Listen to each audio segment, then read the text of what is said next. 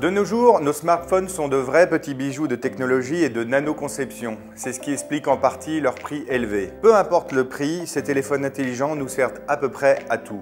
On y stocke toutes sortes de données comme nos contacts, nos photos, nos vidéos, nos messages, nos mails, nos TikTok. Mais comme on est des gens pressés et qu'on ne fait pas forcément de sauvegarde, réparer son téléphone soi-même devient une vraie mode innée si vous avez peur qu'on consulte vos données personnelles. Perso, je voudrais pas qu'on tombe sur mes photos. Rassurez-vous, Bricophone vous accompagne dans vos réparations. Vous allez voir, c'est pas très compliqué.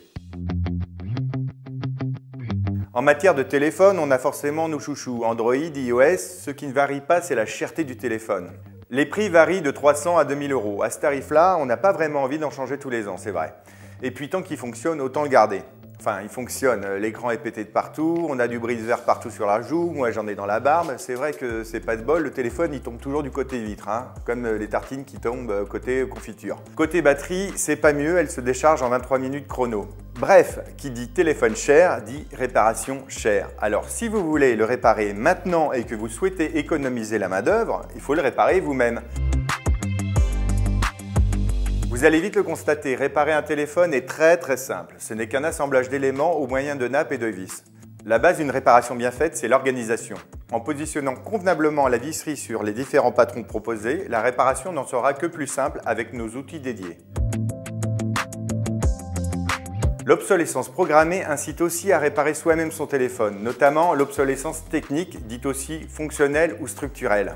C'est lorsque votre téléphone ne fonctionne plus en raison de la durée de vie limitée d'un des composants qui sont essentiels à son fonctionnement et qui sont inamovibles. Prenons un exemple simple. Une mise à jour de l'iPhone 6 provoquait un ralentissement des fonctionnalités du téléphone, mais en changeant la batterie, problème résolu. Vous étiez prête à faire chauffer la carte bleue alors que c'était juste la batterie.